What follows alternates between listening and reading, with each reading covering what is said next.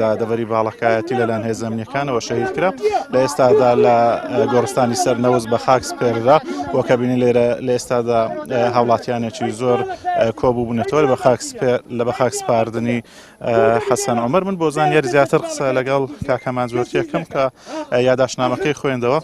کاک ئامان سڵاوت لێبێتن، یاداشەکەی ئێوە چی بوو؟ سلااو لێوەش ئێمە بەناوی ئەنجومەنی باڵەکاتی ئەنجومەنێکمان دروست کرد لە ڕشپی پیاما قوڵان و گەنجانی باڵەکاتی بۆی کە تۆڵەی خوێنی ئەو کوڕەمان بکەینەوە کە لە پێناو داواکاری ئەو خەڵکە گیانی خۆی بەخت کرد و شەهید بوو. داواکاری مە تەنها یەک شتە، بە زووترین کات دەسەڵات حکوومەت ئەو پیاوە ئەو بکوژە ڕادستی قانون بکە، ئیزراعاتی قانونی لەگەڵ بکرێت. ئەگەر نا ئێمە بە عشایری تۆڵەی خۆمانەکەینەوە لە خوێنی ڕۆڵەکەمان خۆش نابین. خەڵکی ئێمە سەبری نەماوە، تەحملی نەماوە. ئەوە تاکە ئێستا قسە لەگەڵ تۆکەم. خەڵکی ئێمە ئەڕوا جادەی گشتی قەپاتەکە ڕێگەی هەمڵتۆندا ئاخات. خەڵکی ئێمە تۆڕێ چکە بێباکانە بێویژدانانە ئەو کوڕیان خەڵتانی خوێن کرد. لە کاتێکدا داوای سەرەتاییترین مافی هاوڵاتیانی کوردستانی کرد کە پێدانی کارەبایە. بەداخەوە حکوومەتێکی ستەمکار، حکوومەتێکی زاڵم گوێ لە داواکاری خەڵک ناگرێت. بەو شێوەیە ڕۆڵەکانی ئێمە خەڵتانی خوێنەکە. ئێمە لە حەقی ڕۆڵی خۆمان خۆش نابین. ئێستا لێرە بە خاکمان سپارت دوای مەراسیمی بە خاک سپاردن تەشید لە هەڵوێستی خۆمانەکەینەوە. لەوانەیە هەر هەتا ئەمڕۆ ئێوارە چاوەڕێی وەڵامی حکوومەت بکەین بۆەوەی کە وەڵام مامداتەوە ئیزراعاتی قانونی لەگەڵ ئەو بکوژە ئەکەنیان نەیکەن لە بەیانیەوە دەستی ئێمە کراوەیە بۆ هەر ئیزراعاتێکی عشایری کە بەرامبەر بەو پیاوە بیکەن لەبەرەوەی ناسراوە ئینوانی دیارەکە.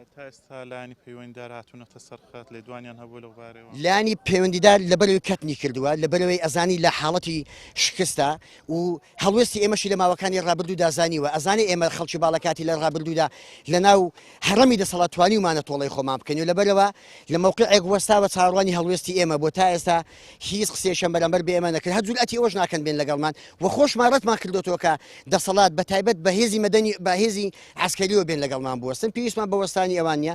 تەنها یەک شت داواکاری ئێمەیە، ئەویش ڕادستکردنیتی بە قانون یاخود ڕادستکردنیتی بە عایلەی خۆمان بە کەسوکاری خۆمان ئەگەرنا بە عشایری تۆڵەیەکەینەوە. سپاس کاکەمان زۆر هێشتر وەرەگرم. سڵاوت لێبێتن، ئێوە داواکاریتان چی بوو؟ هێزە ئەمنیەکان بە فیشە وەڵامی ئێوەیان دایەوە؟ وەڵی چۆن وەڵامی چمانە بێوان ئەمە خەباتمان کرد و باڵەکاتی لەکە شۆڕشە بۆ ئەمان نەمان کرد و لێرە خەڵتانی خوێنمان کەن کەەوە بۆ خۆی پێشمەرگەیەک بوو، با پێشمەرگەیەک بووە ئێر لەکە شۆڕش بووە. یعنی حکوومەتێکی بێویژدان بێدەسەڵات ئەگەر هەندە ئازانە دوێنە پێرە شەردەعش بۆ ئەوانە شوێ بوون بەسای خۆمان بینیمانچیان کرد کو هەڵداهاتن بۆ ئێستا ئەوەندە ئازانیم بچن یەقێ ئەو بگرن. بەڵام خەڵکەشی لێرە کە خوێنی ڕۆشتە باو با پیری شەید لەسەر خاکوون نیشتیمانەی داوای چی نەکرد بوو، داوای کارەبای کرد، داوای ئاوی کرد، داوای چی نەکرد بخۆ و هیچ پێ نەبووە. بەڵام دەستیان خۆش بیجار هەر ئەوان لێرە چاوەکرێ. بەڵام ئەوە بەسەر ناچی چاوەڕێکەین تا ئێوارێ ئەگەر نامەش هەڵوێستمانە بیت و جاری ڕابردوش هەڵوێستمان هەبووە و دەشمان بیت دووبارەیەکەینەوە خەراتریش. داواکاری سەرەکی ئێوە چی بوو؟ لە چەند کاژمێر کارەباتان هەبوو؟ کارەبا هەر نییە، کارەبا شەو ڕۆژ دوو کاژمێر سێ کاژمێرێدا کارەبا هەیە بە خۆیان 24 ساعت بە کارەبانە وەک لای بەم ژن وایە کاکە دقیق کارەبایان نابڕێ.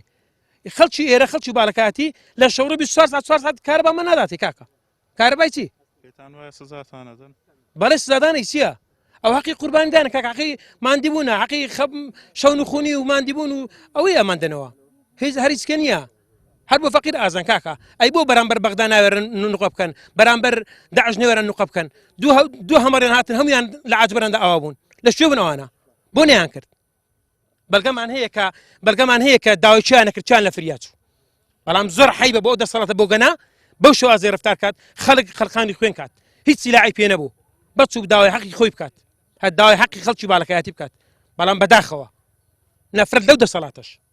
زۆر سپاس بەڕێزی. بەڵێ بەداخەوە دیارە شەوی ڕابردوو هێزە ئەمنیەکان کە بەم شێوە ڕەفتاریان لەگەڵ خۆپیشاندەرانی سنووری ناحیەی وەرتێ کرد لە دەبەری باڵەکاتی کە بەهۆیەوە ئەم ڕووداوە نەخوازراوەی لێکەوتەوە کە بەهۆیەوە حەسەن سەرنەوسی شەهید بوو و چوار هاوڵاتی تریش بریندار بوون کە برینیان شەشیان سەختە. دیارە حەسەن سەرنەوسی خۆی خێزاندارە، خاوەنی دوو خێزانە و 6 منداڵی لە دوای خۆی بەجێهێشتووە.